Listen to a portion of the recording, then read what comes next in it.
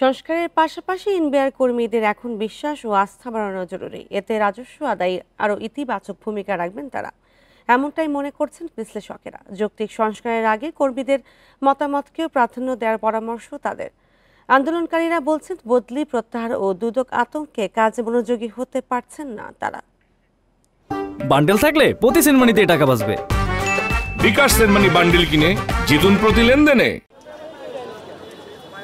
যৌক্তিক সংস্কার ও চেয়ারম্যানের অপসারণের দাবিতে ১.৫ মাসেরও বেশি সময় আন্দোলন করেন এনবিআর কর্মকর্তা ও কর্মচারীরা। সারা দেশের কাস্টমস ও বন্দরে পালন করে কমপ্লিট শাটডাউন কর্মসূচি। আন্দোলন প্রত্যাহারের সপ্তাহ না যেতেই এনবিআর কর্মকর্তাদের বরখাস্ত ও বাধ্যতামূলক অবসরে পাঠানোর পাশাপাশি ১৬ জনের বিরুদ্ধে তদন্ত শুরু করে দুদক। গণক্ষমা চাওয়া শুরু করলেও এখনও এনবিআর কর্মীদের মনোবল রয়েছে তলানিতে। ফলে ভয় নিয়ে কাজে মনোযোগী হতে পারছেন না আন্দোলনে অংশ নেয়া অনেক কর্মী। চেয়ারম্যান স্যারও বলেছেন যে আমরা সবাই সবকিছু ভুলে আমরা একসাথে আমাদের রেভিনিউ আদায় কার্যক্রম দেবো। এত কিছু বলার পরেও যদি কার্যক্রম হয় তখন মানুষের তো আস্থার সংকট হয়।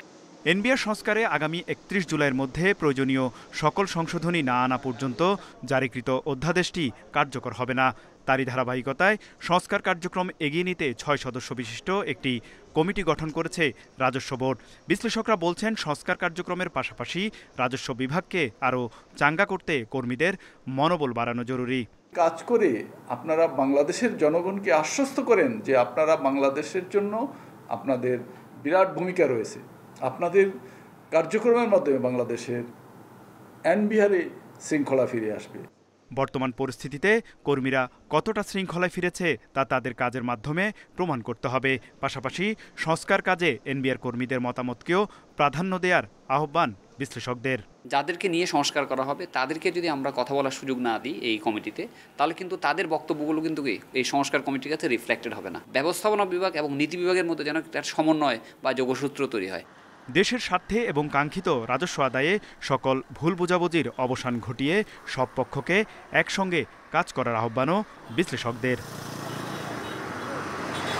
তৌহিদ রানা, ইন্ডিপেন্ডেন্ট নিউজ, ঢাকা।